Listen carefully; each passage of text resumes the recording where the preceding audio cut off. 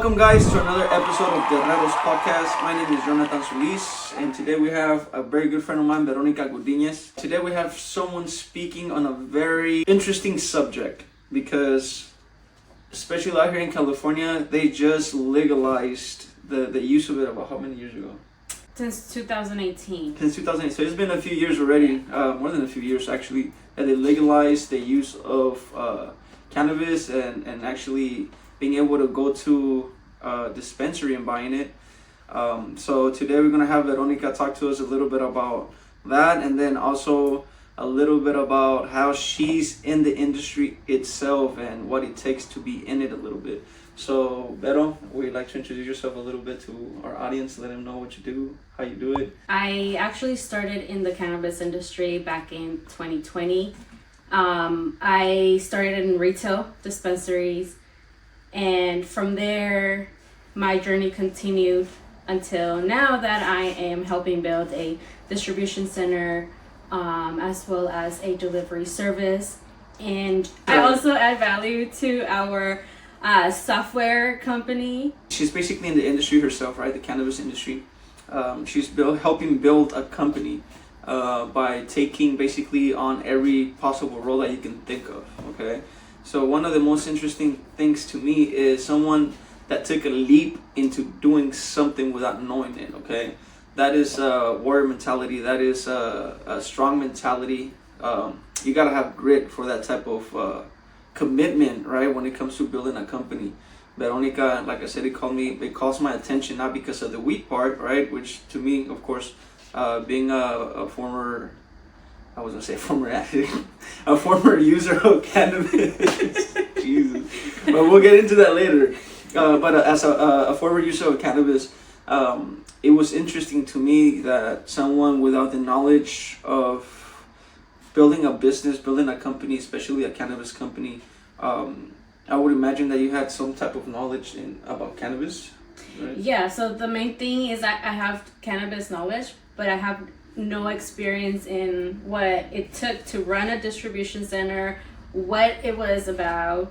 And in my opinion, a distribution center in the cannabis world is probably the hardest and toughest monster that there is in the industry, right? Because you have to make sure you're compliant in every single step of the way, right? Or else the government is gonna come in and audit you and possibly close you up. How is all that with California itself? Because I mean, we're not the only state that legalizes it, right? But Right. on a state level, how hard is it for the distribution center to stay operational while staying legal? Because I mean, at this point, man, California literally just has a law and a code for just about every single little thing, even almost about how you walk and where you walk. Yeah. So how is that running the business, or at least the distribution center within California? So California is probably the toughest, just because if you're not being mindful of how you're doing it and that you're following every single law and every single policy, then you're gonna fail. There's been big companies, huge companies that failed. There's a lot of small companies that fail. So if you're just kind of spending money everywhere and not really putting it back into your business or managing it correctly or being compliant, you're gonna get shut down.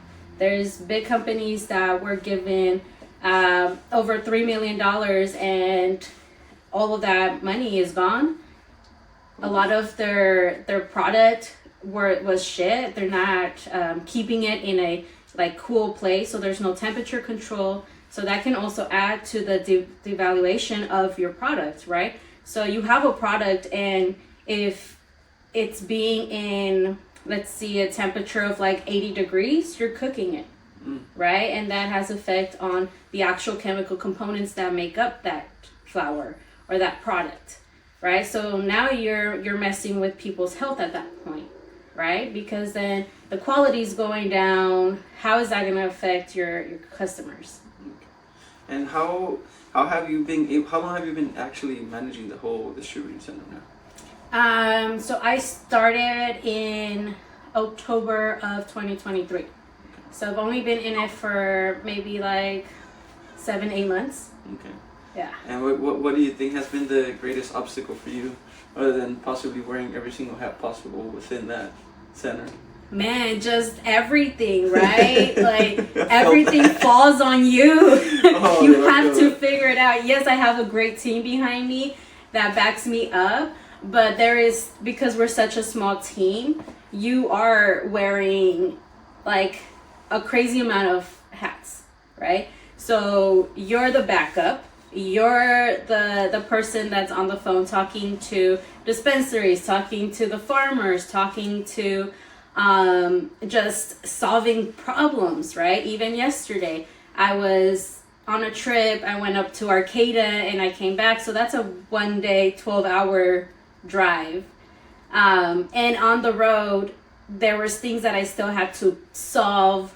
So to do it in the most safest way, you pull over, right? And you're talking to people, you're messaging them, you're on your laptop, you're trying to figure out how to best solve the problem where it's compliant, where everything is going to be going smoothly, because if you're not paying attention, anything can go wrong, and it will go wrong. Oh yeah. Like, it is so easy for something in cannabis to go wrong because you have all these policies, all these laws, all these regulations. There's also certain roads that you actually can't be transporting in. Oh, because crap. it's not, yeah. That is new to me. Like, Yeah. there's even a route for you to take. Mm-hmm. Like, Jesus. Well, also, like, figuring out, right? Cannabis cannot be transported between the hours of 10 p.m. and 5 a.m. So you have that window where you can't do anything about it. Mm. So if it's gonna take you 8, 9, 10 hours to get to the store, you have to make sure that you're also within their delivery hours, right? And most of their delivery hours end at 5 p.m.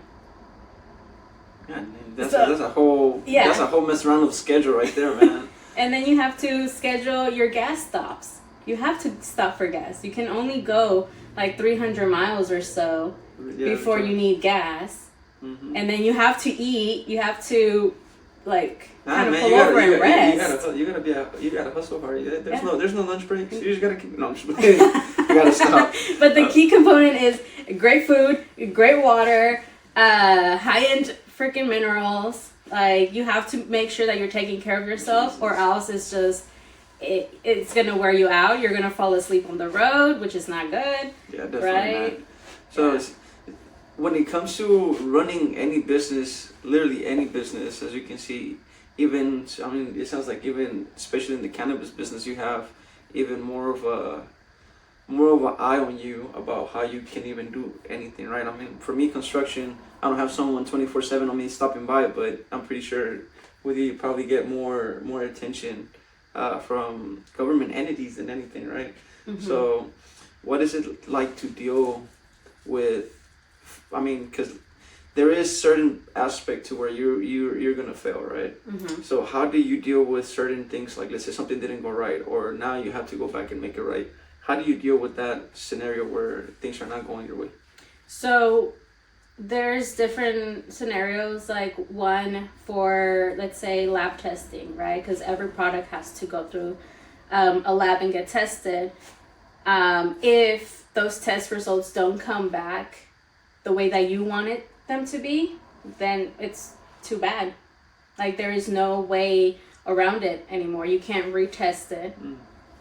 You can reach out to the DCC, which is the Department of Controlled Cannabis, but you're gonna get a no, because you didn't, there was no mess up from the actual lab. It's just your results weren't what you were expecting. So that's a big thing. There's also a big fallout last year, and the new policies came into play of January 1st of this year, where labs were actually, I think they were messing with some of the results. So that's why you were getting THC results that were over 35-40%, and that's not possible, right? So that means that the labs were messing with some sort of, device, or those results were not true. But once it came down to January 1st, we saw a decline in percentages. because So there's thing is like 80%. no. Take THC 90%. Oh, that. Unless it's concentrate, right? Uh-huh. So if it's THCA, you're gonna get a bigger percentage. So THCA is the acid version of THC before. Don't do acid, y'all. No, it's not acid. That's just what it's called, right? It doesn't turn into THC. Doesn't have that psychoactive component until you apply heat to it, right? Unless you smoke it, dab it. But if you consume THCA in a tincture, it's non-psychoactive, but it has the same benefits as THC, right? So if I was to do some type of oil and either put it like on my tea or my coffee, would that trigger it? No. As long as it has to be like some sort of fire or something super hot, right? Like actual flame. Yeah, because your tea is not gonna get as hot as like your E-rig, right? Yeah, of course. It gets to like 200, 300. Yeah, and your E-rig, you kind of put it at over 350 degrees and above. Right. Right? So it's not going to have the same effect. There you go. But don't quote me on that. You got to test it out yourself. You have to be your own doctor and, experiment and see what works and what doesn't work. But getting into that, is it for everyone? I don't think so. Absolutely not. Why? Because you have to make sure that you understand the product, right? You need to know how you may or may not react to it. Like, do you have a psychoactive mind? When, do you have vivid dreams? Do you have even an addictive personality, right? How do you tell? You have to kind of start getting to know yourself about that. Because yes, it is possible to get an induced cannabis psychosis, right? What is a psychosis? I was going to say English, please. Yeah. So a psychosis means that you can't tell reality from like your mind set, right? Like whatever you're thinking, you can't tell if it's real or not, and it can affect your daily day, and you have to reach out for professional help. Dude, I've never been that high in my life. Yeah. Where I can tell the difference.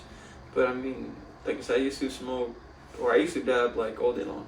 Right. So to me, smoking weed was like, it was a bad habit for me. Yeah. And then, like you said, you got to reach a point where you understand what it is that you're putting into your body. Not to judge anybody, right? To each their own, like always. But for myself personally, I was dabbing and smoking, right? Even the regular flower. But for me, it became an actual addiction. And I know some people are like, it's not addictive. It's not like, like, you shut the fuck up, okay? You don't know what the fuck it is that people go through when doing certain drugs, right? So like I said, for myself, it became an addiction, a really bad habit. And once it turned into that, and I realized like I couldn't leave the house without actually smoking. Right? I was like, I have to smoke. I have to dab. Like, no, the fuck you don't. Like, just shut up. No, you don't. Yeah. So what will you say to people that reach the point like that, where they're like, you have to smoke? Like, do you really have to? Well, see, that's the thing. That's where it becomes an addiction, right? You can't do anything without it, right? For example, I know myself, and I used to consume it for about like 10 years, all day, every day, right? So you can say I lost those 10 years of my life. So my whole 20 years, I was in the clouds, right? But I was always functionable. It came to the point where even my nieces and nephews would ask their parents, why is Tia high? Right? So to me, I don't have children, but my nieces and nephews, they're like my children, right? And I didn't know this until I completely slowed down. Now I dab like once a day, right before bed, right? Just because I need to slow down my mind so I can go to sleep. Yes, I do breathing techniques and yoga and stuff like that, but I know that little bit, which is like super small, microscopic dab. A little booger of a dab. Yeah, which isn't, much, but that's me.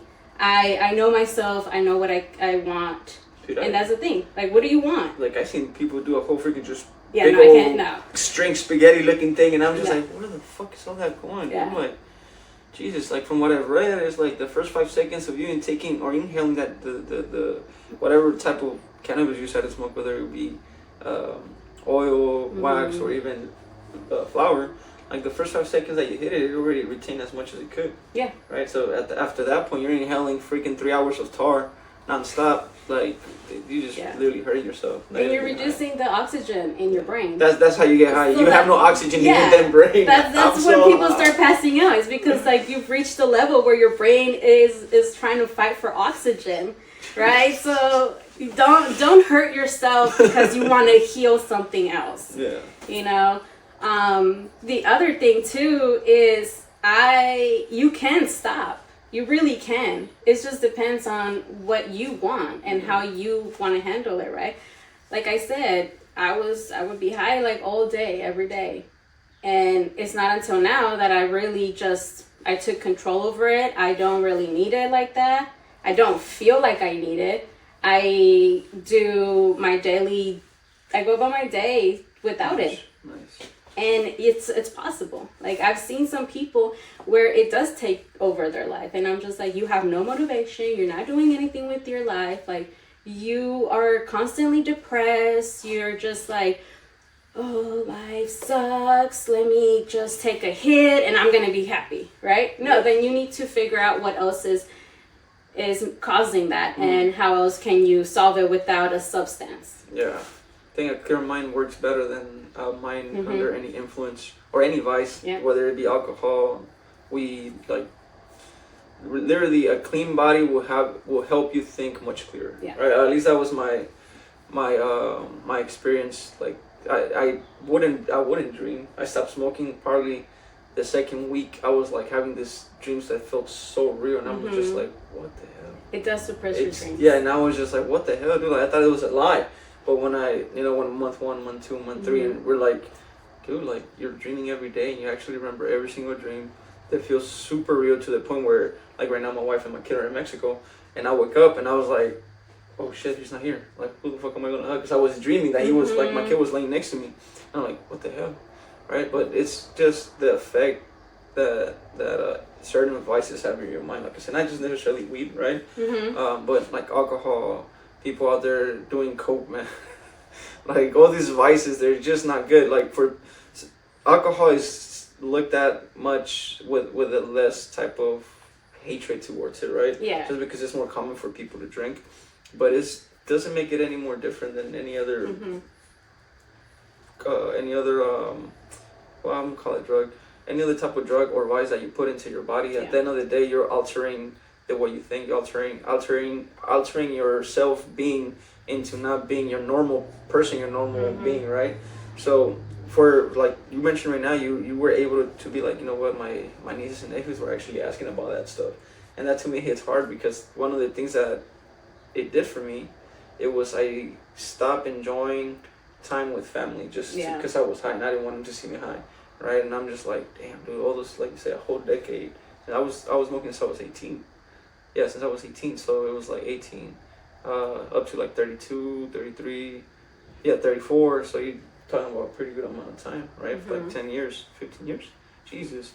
So how were you able to, or what was it for you to be like, yeah, I need to do it, besides your nieces and nephew, because of course, you know, that hits a part of you, right? Like, say you seem like your kid, but was there anything else that made you be like, yeah, I need to slow down, or I need to stop? Well, I wanted to be more present. I wanted to be active with the family. I wanted to be present in my nieces and nephews' lives.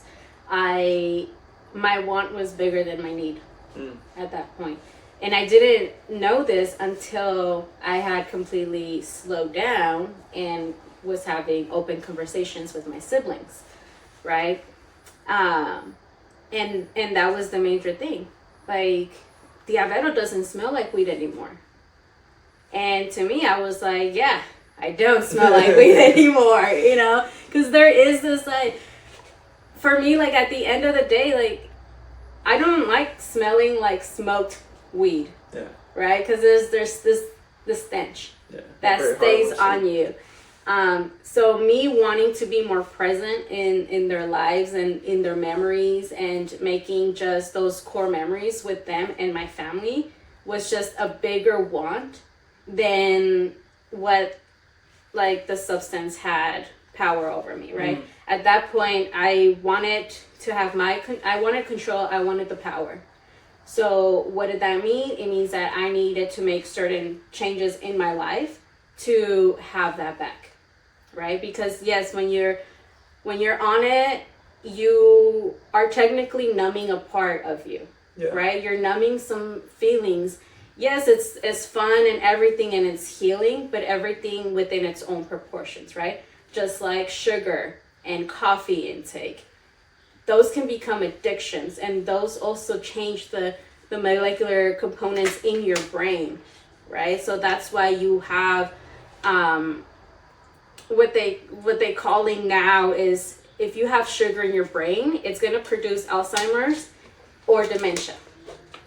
If you have sugar in your eyes, that's glaucoma, right? So sugar is also something that you need to be careful of how much you consume. So everything, you have to be careful with how much you're actually putting in your body. It's kind of, isn't that crazy? Oh, cancel that word. But to me, it's stunning that even if you drink too much water, you dilute your own body, right? So it's like even water, everything has to have moderation. Everything, right? Right now, you mentioned something that was about health. Do you think? No, not that you think, because you know the subject pretty good. But who are the people? Who are the people that should be using cannabis, or that you would recommend cannabis to? Like, what are their what are their needs, and how will they be able to solve them when it comes to cannabis use? So, for me, I use it during times of my menstruation because I have uterine fibroid tumors, which means that my monthly time is just extra painful, right? In order for me to have a regular day and go to work and do this other stuff, I also have to consume between 600 to 1200 milligrams of ibuprofen. Oosh. Right? And it's just for a couple of days. So the reason why I'll dab is because it's an instant pain reliever. And we all want instant pain relief, right?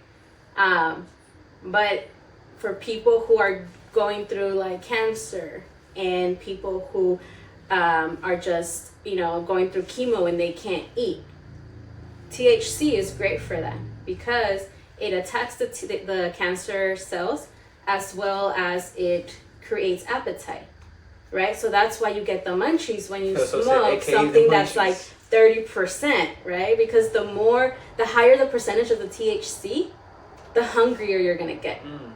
So sometimes higher THC means absolutely nothing health-wise other than you're gonna eat.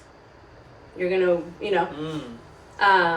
but if you go with a much lower THC content, you're gonna be a lot better. You're gonna be more clear-minded. You're gonna be more aware of things, right? Because you're not necessarily consuming it so that you can be blasted, right? Just like when I'll have one or two alcoholic drinks, but I don't like to drink to the point where I'm gonna be blacked out, right? I've only been blacked out once, and I did not like it. Yeah. Right. So that's also the other thing that stops me. Like if I don't like it, I'm not gonna do it. But also, when I started in 2020, we had a lot of people coming in because they had high anxiety, they couldn't sleep, and this was when, everything got shut down because of 2019. Yeah, of COVID COVID and sure knows how to the fuck pandemic and stuff. But for the people out there, you have all these dispensaries, right? What are now with the tax that they have on there? Do you think it's much cheaper to just go to the plug? Because at this point, like, it's legal, but it's gonna take a hit on the pocket, man. It's legal. It's expensive. Yeah. But this is what you're paying for. Okay, you're paying for a product that's getting lab tested. For what? For metals, for pesticides, for things that are gonna harm you. Now the plug from the hood does not have any of that backing it up, right? It's all that endo. Yeah, but also the indo actually oxidizes a lot faster than the outdoor. Jesus Christ. Right? The indoor also doesn't have the same benefits as the outdoor. Why? Because you're using synthetic lighting. The plug may be adding, other chemicals to make it look prettier, smell nicer, have more crystals on it, right? But in reality, it may not be the healthiest thing to put into your body, right? Stay away from endo, guys. You're gonna be smoking different chemicals. I mean, already once THC once you add heat to it, it turns into a chemical, and that's going to have a different chemical effect into your brain as well as in your body, right? So just remember, people, like, smoke is smoke. Yeah. No smoke is good smoke. Make sure that you're keeping your lungs healthy and stuff. Look into other herbs that are going to clear out all that mucus and the liquids that build up into your lungs, as well as all the char in your throat. Black loogies. Yeah, like if you have black loogies, then them black and mild you guys love so much. Jesus. I actually never got into black and mild or swishers. To hit a little bit on the subject of why people shouldn't do it, right? Because, like I said, we reach a point where it has become like the cool thing, right? Mm-hmm. Where everybody wants, especially out here in California, everybody, like, even when they say they don't smoke, like, you fucking smoke, what you lying, Yeah. Like, but when you have the tios, the tias, coming in to buy this stuff, what does that tell you, like, being in the industry? Like, what does that tell you as being part of the industry? Like, what do you take away from that, in a data perspective, you know what I mean? Yeah. When I would help, the tias and the tios and the grandmas and grandparents, and it's their first time, you don't go straight in with a THC product, right? You ask them, do you want to have the psychoactive component or not? Because not everybody wants to be, tripped out. Not everybody, So at that, you look into the non-psychoactive ones, right? CBD. So you go into cannabinoids, and the cannabinoids is what helps with pain, and your body releases that.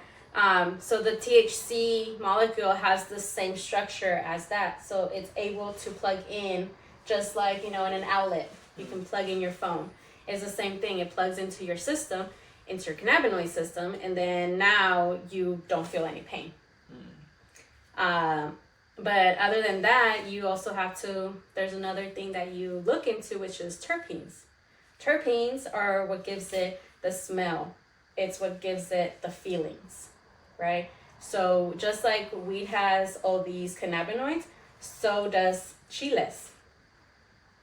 Mm-hmm. Chile has cannabinoids. Cannabinoids. Yeah. Like, wow. It's just cannabis has all of them in one plant. Versus, in other ones is you have to look at multiple herbs to get those other cannabinoids in there. But we still don't know which herbs have them because we don't have the science and the research to back it up. So if you're out there messing with plants and stuff, and you need to figure out the freaking the whole recipe that you can put all these herbs together to get the same high as weed, so that's technically where you can have all these herbs pull into one that may have all the same cannabinoids. Well, she said, as like weed, right? So like if you could get like chile, pasiflora, and all this other stuff and combine it, you would probably get the same effect as it would just with Jesus. But also, cannabis is not going to solve every single one of your problems. At least lately, what I've been noticing, I've been doing a lot of research on herbs, and just because medicine is literally around us, we just don't know of it. All these weeds, they're actually medicinal, right? They're resilient. They have components that will attack certain things in your body. And mainly what I've seen is that every time that it becomes legal, every time that there's a step taken into the right direction, what it does is it ruins the small farms. It ruins the people who actually care for it and are not necessarily there for the profit, but it benefits the big corporations. You know, it benefits the pharmaceutical companies that are making synthetic THC. So now you're getting into something where it's not necessarily being derived from the plant, but it's being made in the lab. Just like your food, right? You want to know how it was grown. How were your tomatoes, you know, treated? Did they, you know, how was the soil? Because the soil has a huge, it makes a huge difference in the product itself, the taste and everything. Like there's farmers that I've spoken to that can taste every single ingredient that the soil had. Damn. And there's these like stapled people in the industry that have gotten a lot of visits from growers saying, "Hey, can you taste it? Can you tell me how it is? How you know?" And he has literally said, "Well, you've used too much. I forgot the word, but it's like fish shit, Manure? like shit from fish." The manure? Fish Yeah, manure, I guess? I don't know what it's called. There's a specific name, and I'm sorry, I don't know it. But he's able to taste that, so that's why your weed will taste a little chemically, or it will have like this odd taste to it, Jesus. whether enjoyable or not. But not everyone has that palate, right? So not everyone's gonna be able to like pinpoint. Damn, that's a curse right there, Yeah. man. I don't wanna. I mean, I will the food, like, literally, we were talking not even yesterday. Actually, we were talking with the guy at the gun shop, and then he was like, "Yeah, man, it's like nowadays you probably get killed faster by the food we eat than the actual gun itself that we're using right now." I'm like, God, dude. Yeah. There's everything that we consume nowadays. The longer shelf life that it has, the shorter your life is. That's literally it, you know. And I grew up in Mexico, so I was literally eating from the freaking garden. Yeah. Pepinos, tomatoes, chiles, guayabas, aguacates, you know, like all this stuff was literally in our backyard. And coming to the U.S., like everything is so processed that, dude, I don't enjoy the food out here. Yeah. Like when I went to Mexico in 2016, I was pigging out. My stomach wasn't hurting, and that was just because, like I said, we will go to the ranch. They have their own cow, their own beef. They had their own garden, so literally everything was outside. Our tea was literally from the trees that were there. Yeah. Our produce literally there. The chickens from there, and then out here, you know, we have so much stuff that just it fucks everybody up, man, one way or another. Well, you had the chief here a couple of episodes ago. Oh yeah. And just like that with meats, right? Whatever you're buying in the stores is being injected with even color, right? Color, sodium, plenty of fucking salt on the chicken. It's deliciously poisonous. Yeah. So it's the same. Like if you don't, I suggest that you grow your own weed. If you really care for it and if you really want it to be a difference in your life, grow it yourself. Turn it into bongs. Turn it into topicals. You don't have to ingest it to get the benefits. You don't have to be high to get the benefits. Even at that, they say that if you smoke it, you're not really getting any other benefits. Grind it up, turn it into a tea, consume it that way. But how will you even go about sharing some of the tips, or I mean, I'm guessing there's no really right way or wrong way, or maybe a wrong way, but there's no really right way for anybody to do or consume the cannabis or the THC itself. Is there a specific way that you would suggest or recommend for people that actually need it, like people with cancer, people with leukemia, people that are having, like you say, even your monthly pains? Is there a certain way that you would suggest, or is it kind of like a different thing for everybody? Well, probably tinctures. I feel like tinctures are the most medicinal way that you can consume it, right? Especially if it's being derived from the entire plant, right? Because even the stems have benefits. if you're infusing it versus extracting only THC and then putting it into a alcohol based or CMT oil, which is like a coconut oil, infuse it.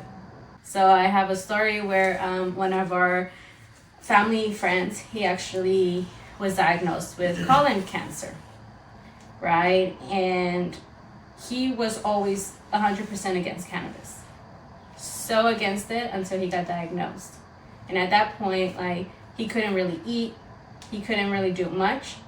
And so he started messing with cannabis, and he found that it helped him. It relieved his pains, and what he does is he turns it into a balm and applies it topically, right? Because even topically, it's still going to soak in. It's not going to go into your bloodstream, which is great because I know people are still getting tested for THC.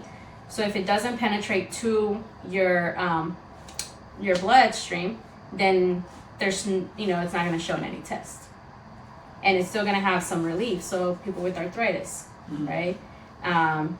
People who have even Parkinson's, right?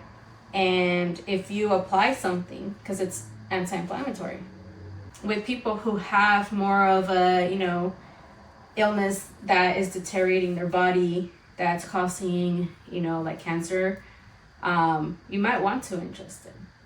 I had patients that were coming in to buy, 80 bags of cookies because that helped them get through their chemo. It helped them to have an appetite again.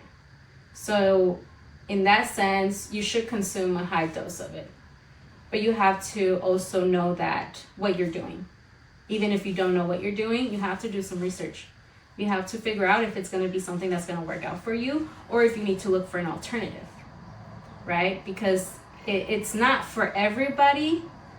It could be for everyone, but not in, if you ingest it. The THC is not for everyone. Not everyone wants to have that psycho component in them. The reason why I got into it is because when I was diagnosed with uterine fibroid tumors, I had a tumor of 17 centimeters. Now, how many centimeters is a child born? Yeah, I had like a 6 inch baby in me. Jesus. And most babies are born within 6 to 7 inches, right? So I already had a baby and it was causing me so much pain. How did it grow? Or how did I not realize that I had this massive thing in me? Well, because, I was numbed for 10 years. I was numbing myself constantly and not really paying attention to my body. Oh. Right? So then I had to go into surgery to get it removed. But with fibroid tumors, they will grow again. And they grow in like clumps. So that time, 3 of them were removed about now 6 years ago, right? Recently, I still have them, but they are just not as big.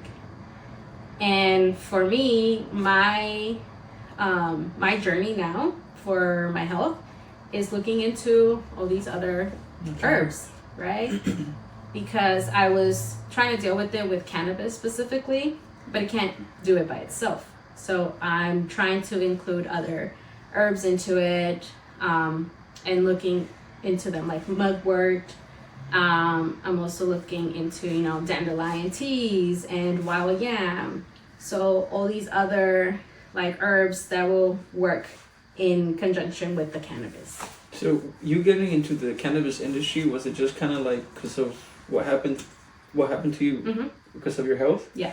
And then before that, we just kind of you were in the cannabis consumption. Yeah. I was just indulging in it. Good old Bay Area indulging, right? Yeah, because why? Because you live in an environment, when you live in the hood, like there's certain feelings and certain things that you want to know. Whether you know it or not, whether you're doing it intentionally or not, like it just becomes a numbing thing, just like with people that have, alcohol problems. I was about to say, people that just want to go have a drink. One turns into two turns into 3. Yeah. And there goes a whole fucking bottle. Or people who indulge in food, people who indulge in sugar. it's a comfort. You're trying to comfort something that you don't necessarily know what it is, how to deal with it, or you don't want to deal with it. So what do? You put a Band-Aid over it. Right? And you don't deal with it so until... it's easier to do that, right? Just put a quick Band-Aid. But then... That's good right there. You have a psychosis. Then you understand that it's an addiction and you're trying to get off of it, right? I mean, tell me from your experience, the withdrawal. Like, how long did that last? How was the process of withdrawing from it? Shit, like, I was in it for like the past 3 years. I'm gonna stop. And it was until this year, February, I can't remember if it was January, February, that it was more of a self-accountability thing. Where I was like, yeah, I'm gonna stop. And I said I was gonna stop. I told a few people I was gonna stop, right? And I gave them my word. And I was like, you know what, I'm just gonna lay off the weed, right? I'm not gonna smoke weed. And probably like a week later, I was like, I can't fucking do it, I gotta smoke. And I had the worst guilt trip of myself where I was like, I smoked and I was gonna go to sleep. And I couldn't because it took that on me, like, bro, you literally just said you were gonna stop. Like, not only, like, it's easier for you to go over there and be like, yeah, I haven't smoked, but how are you gonna keep that to yourself? Like, you knew you fucking smoked, right? Yeah. So it took me over 3 years to be like, yeah, I'm gonna stop smoking, I'm gonna stop smoking, I'm gonna stop smoking, I'm gonna stop smoking. And so, trying to remove that out of my life and noticing and actually paying attention, because, like, so I was just numb, right? I would just do it because I was like, well, I'm gonna get high. But I've always worked out. Even if I was high, I was running my fucking 6 miles a day, 3 miles a day, sparring, boxing. So it's not like it affected me that way, right? Because I was still functional. Yeah. But I was an addictive, functional person. Yeah. Right? And I would say I don't have an addictive personality, but then like sitting back and be like, yeah, but you can't let go of weed. Like, why? So making it to the point where I knew it was affecting me because I couldn't focus in my business. And even if I smoked it, I'd just be like, yeah, I fucking lose like a whole hour just thinking about God knows what. And I'm like, God, dude, I could literally just be working on my business. I could literally been doing this. I could literally been talking to these people. I could have literally gone to my mom's house and hung out with the family, like, but I didn't. Because I'm over here getting high. I'm over here wasting for me, it was me wasting my life away, staying numb all these years. Like, so I was smoking since I was 18, so I'm about to be 34 or 35. And just stopping the whole thing, I want to say February, March, April, May. So about 3 months, right? It's been, and it doesn't even seem that long, honestly. January, February, March, April. Oh no, we're in May. But yeah. Yeah, so 4 months. We're almost in June. Yeah, so that's what I'm saying, like about 4 months, right? And it's become one of those things where it's like, the reason why I wanted to stop smoking is, one, to prove to myself that I could. Two, if I'm not ever going to smoke again, it's going to be because I want to, not because I need to, right? So, I mean, people out there, they go and have their drink, like, hey, go have your drink. Yeah. For me, I cannot drink at all. I drink 1 or 2 shots a night, and I'm pretty sure I got ulcers in my stomach. So I drink, and it's like, my mind is like just been drinking acid. Because at that point, it's horrible for me, right? But if I was to smoke weed, or if I was to be like, you know what, today I feel like having at least a toke, then fuck it. It's gonna be because I want to, not because I feel the need to, right? So, I mean, for now, it's like I'm doing pretty good. Yeah. I don't have the need to smoke, and it's been giving me a lot of more clarity, better dreams. I sleep better, honestly. One of the things that got to me was when my wife told me, she was like, you say you smoke weed to relax and go to bed and blah, blah. I was like, you still up till fucking 1 a.m, you're not relaxing for shit, and your attitude fucking sucks. And I was like, thank you, doctor. Like, shit. We're trying to, like, I was finding excuses for myself at that point, right? So letting go, taking all these years to actually let go, being like, all right, I don't need to smoke weed. And then the other one, I like to talk about this, but one of the stages where I was like, yeah, I need to let go was when I asked Wes Watson, how do I stop smoking weed in front of like 2,000 people, dude? And I don't know if you know who Wes Watson is, but he's a pretty he's a very big influencer in his in what he does in coaching and stuff. But he was part of the Driven Academy, or one of the Driven Business Boot Camps, which is coming up too in July. But I was like, hey, Wes, how do I let go of smoking weed? And this guy literally told me, right, like he gave me the whole story he usually gives, and he's like, man, all I can tell you is stand up, spread your legs, and pardon my language, he's like, look down, look for a D and a pair of balls and stop being a little bitch. And I'm like, oh, dude, like, oh. And everybody's just going crazy in the back, like, ah. You know what? I'll take that as good criticism, as constructive criticism, and not beat myself up about it. Because, I mean, not a lot of people will be able to take that type of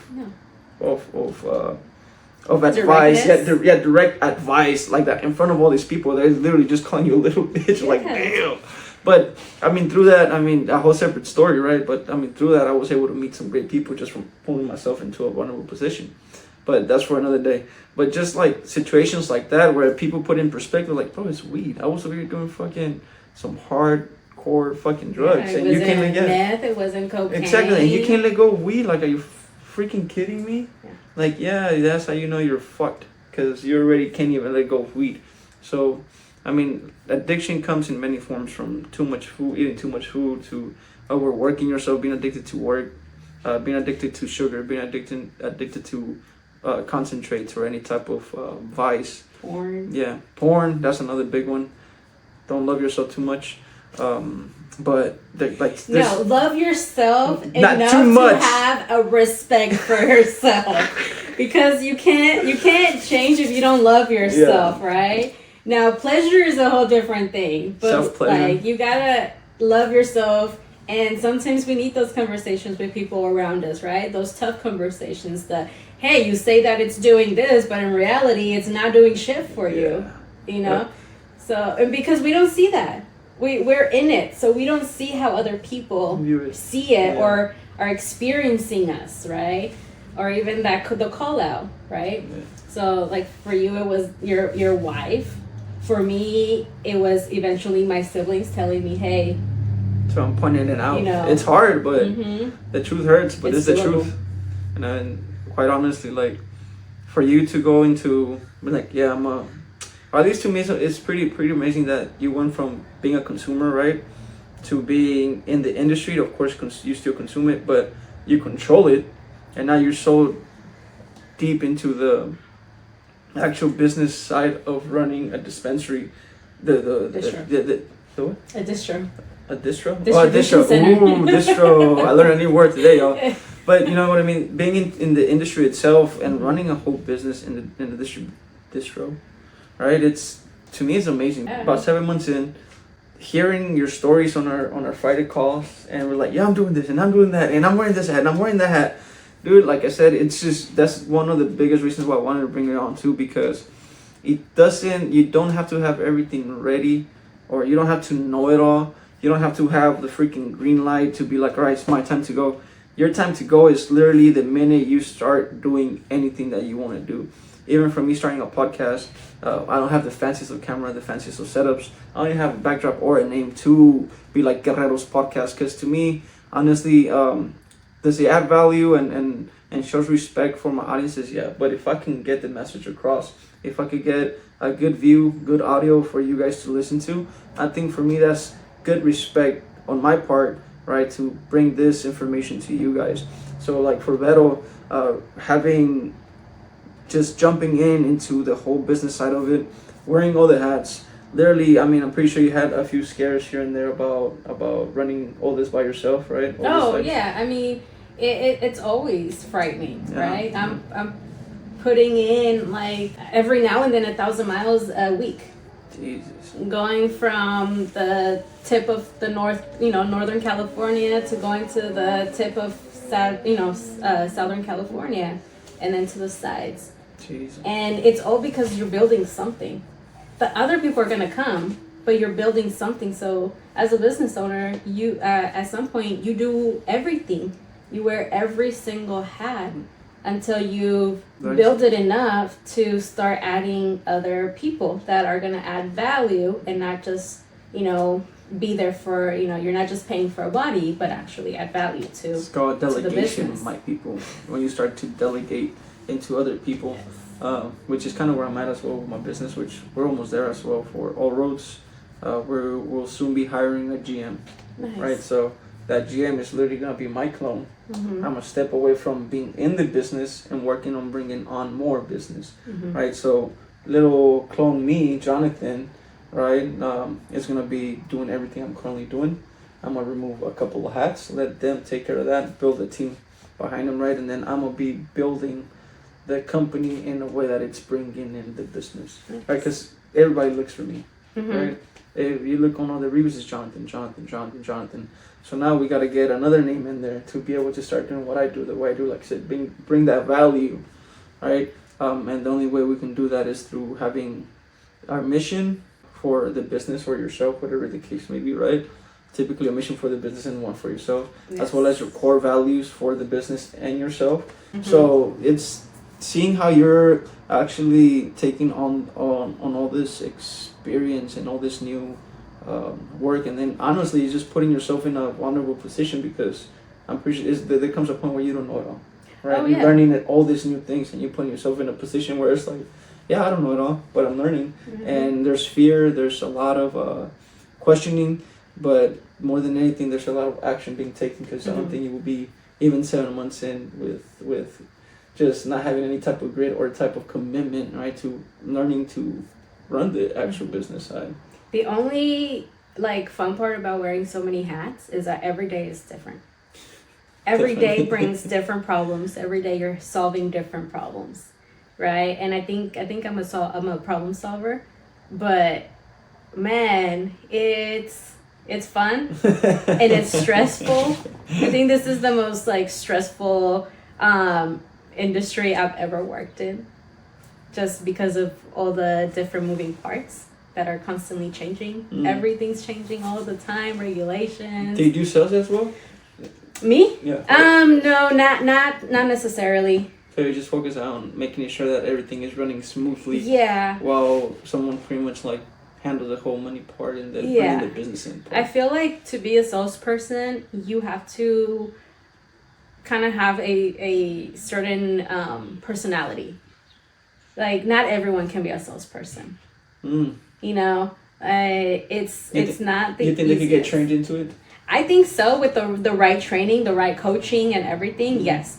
But to be hey, you've never sold anything in your life, go sell this. How are you gonna start? Oh yeah, that's tough. Right? And the way you sell is from personal experience. That's the biggest key point in sales. But also, right, after that, then it comes to negotiations. And are they going to be able to pay for it? Right? So something in the industry that I've noticed is that it is a ridiculous amount of actual dispensaries that can't pay their bills. How do you bring in a product and you don't know and you can't pay for it? Jesus. Right? Oh, I'll pay it until it sells out. No. Well, it's that's on your ball court. You are the dispensary. You need to know how to sell the product. Yeah. And if you don't know how to sell it, then reach out to the actual companies. How do I sell your product? Right? That's what help. Closed mouths don't get fed. That makes a huge difference, not just in selling, but in providing a great service, a great experience for your customers, whether it be the sales part or for you will be running the actual whole back end of the business. Because how do you explain to somebody something that you're not even passionate about? Yeah. Well, also I manage accounts, right? I consult farms. I consult, our brands that are coming in. So I'm the back end, I'm the middle, I'm the front, Jesus. When are we gonna see? We're gonna see a clone of Vero. Hopefully soon. We should be expanding within the next few months. So that makes it more enjoyable that I'm not doing this alone. There's a lot of things that I do alone, but I do have a team that backs me up, right? We have great engineers that come from the financial services, from Chase and BlackRock. We have people who are experienced in the industry. But also, we're working with smaller farms because they're the ones that are struggling the most. So we're kind of we're called a boutique distribution center because we're so small and we don't have, we don't carry that many brands. We're still building ourselves up, right? And I'm super grateful of the brands that, are working with us. They've given us great, amazing feedback on our customer service. Nice. Right? And that's the thing that like big distribution centers don't have. They don't have that customer service anymore. All they're doing is charging for everything, right? They charge you for keeping their product in their space. They don't do the sales for you. You have to do the sales. And the other thing is when thinking of joining into the legal market of cannabis, you really have to look at everything, right? Your best kind of like go-to resource is the California DCC website, and that's the Department of Controlled Cannabis, because that's going to give you everything you need, all the regulations, how to start your business, how to legalize your grow, what does it need, if you want to do manufacturing, what does that look like in the legal sense, because you do have to pay yearly for your license. You have to have insurance. So there's a lot of money that goes into it. Now, there are certain cities that have equity programs. And these equity programs, you apply for them, and if you do get approved, they'll approve you for a certain amount of money, right? Like, let's say they approve you for $60K. With that $60K, you need to tell them, this is what I'm going to do. This amount of money is going to go to product. This other half is going to go to buying a van, right? But 60 grand doesn't go very far, right? 60 grand will maybe pay for like one person's salary. Half a year at that. Exactly. So at that point, you have to really look into how you're going to do it. And for the people who are in the legal market and are growers or manufacturers, it's great to work with a distribution center that is willing to work with you, right? That was one of the biggest and more meaningful feedbacks that I've gotten from one of our farmers, who says that, yes, we're not that big right now. We're not going to move like thousands of pounds, but we're going to do it slowly. And we finally feel like we have a distribution center that's on our side, that's going to help us grow and help us get to the point where, we are moving thousands of pounds or thousands of products. We had a massive amount of orders that needed to go out. But how do you even route them? I've never routed in my life. I've never been like, we have to stop here within this amount of time. I've never done that. But I was able to figure it out. And now we have something called a delivery flow. So in this delivery flow, you click all the orders that are going to go to this area, right? And there you have all these notes for the driver. And you also, another thing that was keeping us, in the dark was expenses. How much are we actually spending on these trips, right? Is it even worth it for us to go to the boonies and deliver, something that's like this small? Yeah. Which this small is like maybe like $600, $800. Is it worth it? Because, a trip to LA, it's easy $600 trip. Yeah. Right? You got gas.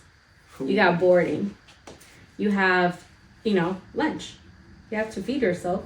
So how much are we actually gaining from these long trips?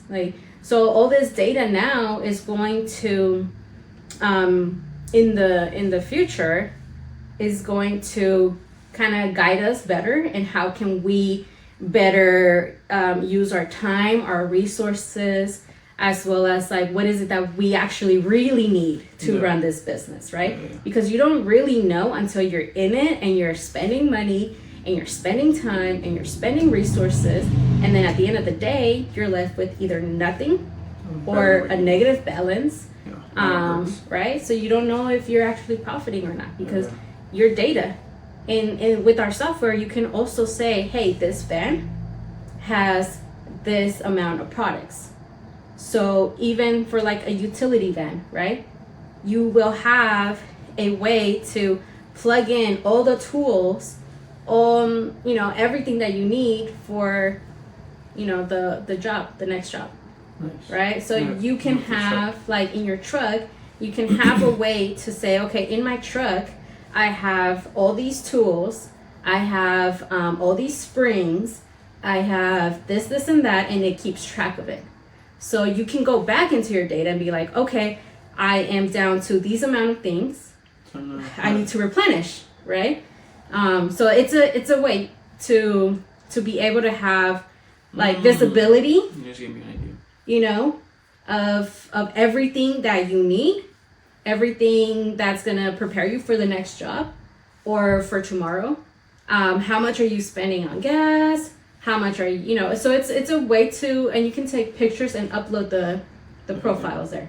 Time to talk to my automatrix guy, man, to start freaking making me a list, a thing like that, because all this stuff is literally in my head. All this stuff you mentioned, like, okay, this how much gas I spend every 3 to 4 days. This how much, how many springs I actually have. This is the breakfast that I have. This is, like, in my head, I know what I have, right?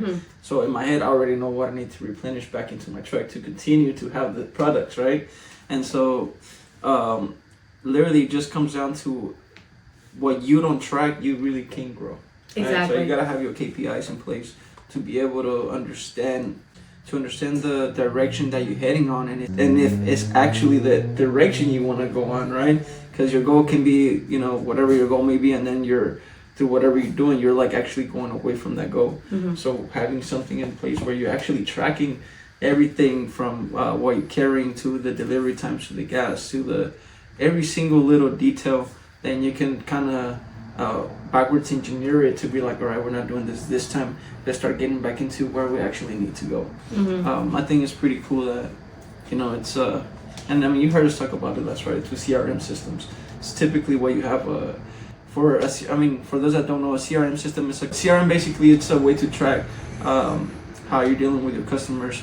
In my case, I'm able to deal from invoices, emails, estimates, new customers, old customers, where I got them from, literally just about every single detail about my customer. Why? Because then I can tweak it out a bit to be like, right, this time I could have sold, or I could have suggested certain products to make them better, because now they're calling me back more often. Right, well, I know for next time we need to, you know, tweak it out so we can get less callbacks, keep a happy customer, and sell them on something that they need, not something that I want them to buy. Yeah. Right? So it's just being able to keep track to move on the right direction, whatever your direction may be. It's always one great way for you to keep track of things. Not just like in business, but even for people that work out, they track their intake, what they burn out, right? So their outtake, as well as their workouts. They're literally freaking noting down everything to be able to move, whether it be to gain weight, lose weight, gain muscle. You know, it's always coming down to tracking what you need to track to be able to move in the right direction. Data is very important. Yeah. It's not until now that I understand how important data is. That's one of the great things. Like, you need to understand that you have to learn. Yeah. You have to be a student. No, yeah. Before you can be a master. You gotta be coachable. See, I mean, it amazes me, dude. Because, like I said, even people like yourself that have this, and I'm not to like downsize what you're doing or to, you know, demean it, but only 7 months, and you're already starting to notice these big things that people like that's been in the industry for years, whatever the industry may be, they don't even pay attention to. But you're here 7 months in, and that's how I know you're gonna do great things, because you know what it takes to keep managing your way into better, doing better, finding better, and essentially just building something much better than what it currently is, right? So being coachable, right? Having a coachable mentality, not having a big ego, which I actually was talking about that on my last episode. So not being like I know it all, because at the end of the day we really don't know what we don't know. So it's a hard pill to swallow. Right, not knowing what you don't know, having someone come and tell you, it's like, this is not right, and you think it's right, but it's just your ego taking over and be like, no, we're right because we're right, and it just never works out, right? Of course, like I said, being coachable, having people teach you about certain things that you don't know about, for you to get better, and taking that criticism in a way that you're not just gonna talk about it, but or think about it, you're actually gonna apply it, right? So, do you have any coaches right now at the moment, or like, do you have anybody that's guiding you through certain processes that you do? Well, right now it's just my team. It's just the team and their experiences, and then just being able to have like an open dialogue with everybody. And the really cool part about the team is that everyone brings such a huge amount of resources, right? Whether we know it or not, we can figure it out because we're problem solvers. I've worked with people who literally don't do anything the whole day, and once they have like a workload, they're like, oh, I'm so busy, I have so much to do, can so and so do it, because they just started and they just turned on their computer, like, can they do it? I have all these things to do. Well, to me, that tells me that you don't know how to manage your time. To me, as a business owner, I feel like a employee or a partner like that is a waste of space. Resources, right? Because now this one person doesn't know how to manage their time, and it's going to take away from this other person who has different duties, different things to do, because you don't know how to manage your time. Right? So in order for you to add value, and in order for there to be an actual team, every single individual has to bring value. They have to be open to constructive criticism, right? And have those open dialogues. With us, like, we don't beat around the bush. We say how it is, straight to the point. No one gets butthurt, because that's the other thing. Like, don't take it personal. We're trying to build something, and sometimes like there has to be those like direct conversations. Hey, what happened here? Or, hey, how can we do it better? And also knowing your own limitations, right? Don't expand yourself too much to the point where you can't handle it anymore, right? Ask for help. Know when to ask for help. It's just a team. I don't have like coaches yet or anything like that. Down the line in the future, I do want to have that, just because I do find the value of it. And I want to. She watches Guerrero's podcast. That's enough coaching for now. She's getting some good nugs out of it. Yeah, and so you starting all this like has definitely helped me in the sense of like I'm thinking differently, right? I'm thinking about things that I've never had to think about, or I've never been in a position of building a business or having my own business, so I don't really know how to start or how to do things, right? But being able to learn from your podcast and all your coaches, I've been able to gain some value from it, and that makes sense. I don't yet have 50 grand to spend on them, but we're working to that. So the future looks brighter. The future seems more possible, and what I want is so much stronger than what my mentality was 3 years ago. Beautiful. So something that's really interesting, our software is actually called Chasqui, and Chasqui is a Peruvian warrior. There you guys have it. Another guerrero in the system. Chasqui. Yes. I like that. So that's super like amazing and broad. That is pretty cool. So I think this is even the perfect time to ask you, but for you, what does it mean to be a guerrera? Not just in your industry, but as a woman, taking on all these challenges. Because I know plenty of men out there that are just, like you said, they just, like we were talking earlier, they fucking much rather just be smoking, chiefing, not doing shit with their life. Which, like I said, to each their own, but if you have a family, if you got people you need to take care of, and all you're doing is just smoking your fucking life away, you need to reconsider that. I'm sorry. Oh, no, I'm not sorry, man. Just get your shit together. But for you, like, what would it mean to, like, what does it mean to be a guerrera, running the business, wearing all these hats, and then, of course, having to deal with not just the business, but you gotta have, I'm pretty sure you have a personal life too. Yeah, so what does it mean to be a guerrera? It means that you're resilient. It means that you are willing to go, head in first into the storm, It means that you are willing to ask for help when you need it, and you're willing to make the changes that you need to make in order for you to be to be where you want to be, right? It's all about self-control, self-determination. Like what do you want and what are you willing to sacrifice and to get to that point, right? Because not everyone's willing to go through it. Being a warrior, you're going through tough times, but you don't let those tough times break you down. What you do is you find other avenues, and it's just a constant moving. What's the next thing? What's, what do I have to get ready? Who do I care for? What do I want to see in their future? What do I want for my own future? There you go. Right? Damn, that was beautiful. Like, I'm telling you, man, y'all over here playing around when you got people like Vero, people like myself out here that realize what it takes to be not just a warrior, but what it takes to be an individual that takes on the challenges without even bitching about it. Mm-hmm. Like, at the end of the day, had Vero been like, I don't feel like diving into this, like, what would have been the other side of it, I would have just been working for somebody else, hourly wage, not being happy, trying to convince them about my value and what I bring to the table, and never really meeting their expectations or them never seeing what you actually bring to the table until it's too late and you put in those 2 weeks and you're just like, hey, I'm out. I have bigger dreams, aspirations. Like, has my social life hurt? Has it been damaged? Yeah, but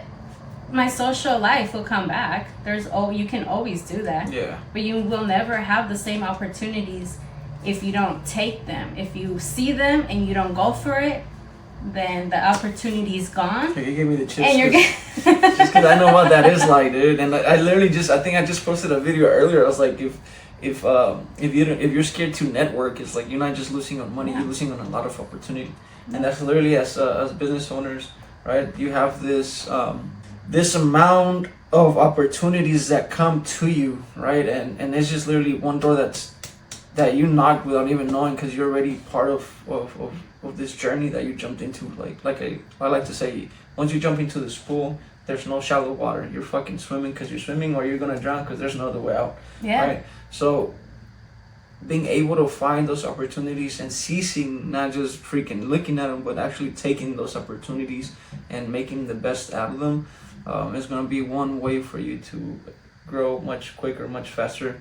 Being in a room, kind of like the Zoom calls from Fridays, being in rooms with individuals that know what they're talking about within their industries, to be able to grow and be bigger, much better, and stronger minded to take on the challenges that are still going to come, right? Because, like I said, not to demean it, but you're just starting 7 months in, and you already see all this stuff that's going on. I imagine once you reach year 5, all this great experience that you're going to have, that problems are going to come and just hit you, and you're like, oh, there was another problem, it's just like solved. Yeah. Because that's how good you're going to be. I mean, I'm only 7 months in, so there's so much more that I need to learn and grow. But these 7 months have taught me the things that I am able to do.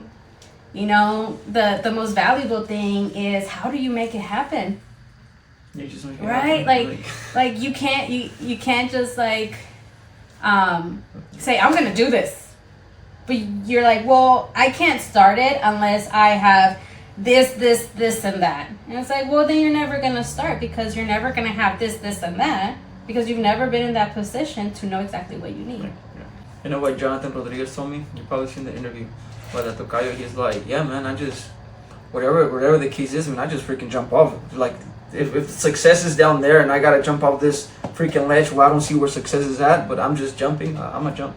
Yeah. Like, if there's no safety net, like, at the end of the day, we gotta build our own safety net by actually keep on trying, keep on going. There's no secret formula to any type of success. It's like a episode of survival, right? Yeah, you get dropped somewhere, you got to figure it out. Literally, whether you have experience or not. you get thrown in there and you have to figure it out, right? You get thrown into the middle of the ocean. How the heck are you gonna go? Get to land? Right now that you mentioned that, kind of just reminded me. It's like, We can survive we can literally survive just about anything.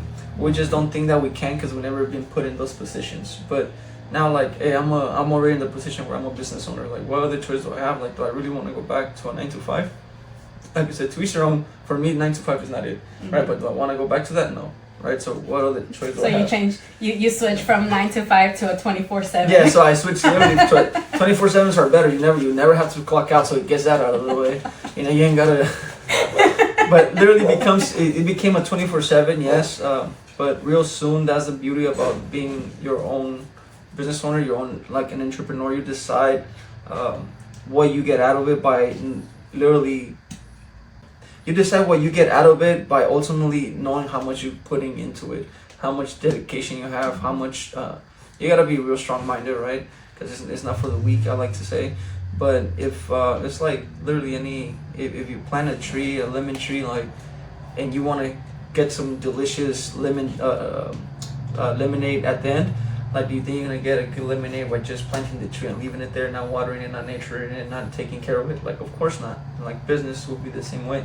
You want a great business, you want a business that's successful and it's actually bringing money in.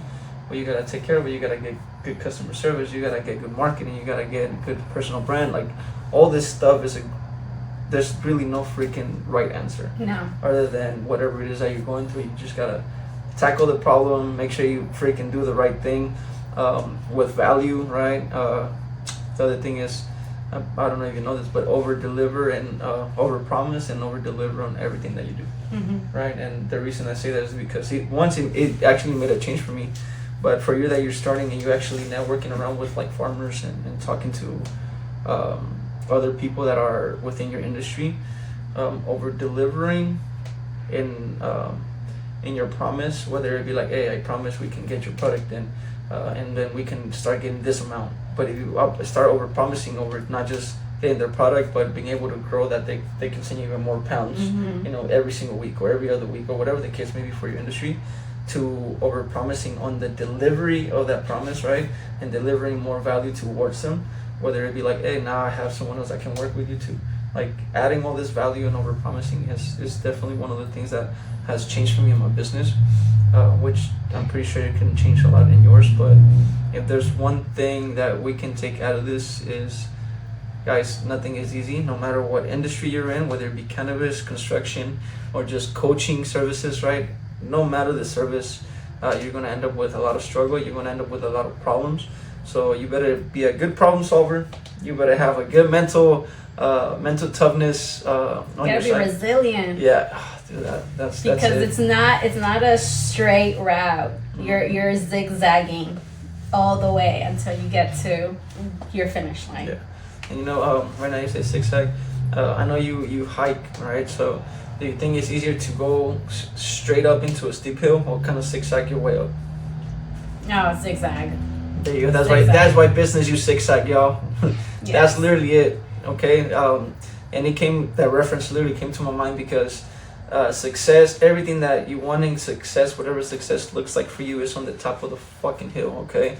And there's no easy way to get to it, but there is a better way to get to that, right? In this case, like you say, you gotta freaking zigzag back and forth between doing all this stuff, but that zigzag will be much easier to get to your top end goal or whatever the case may be for you.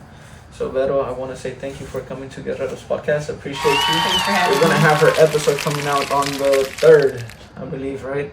I mean, I took a lot of good nuggets from just talking to you today. Not just about weed, of course, but business-wise. So I want to say thank you, and hopefully we get to get you on later on when you're years and years into the whole. Oh business. yeah, that'd be interesting. So Stay tuned. Stay tuned. So Guerreros, let's go.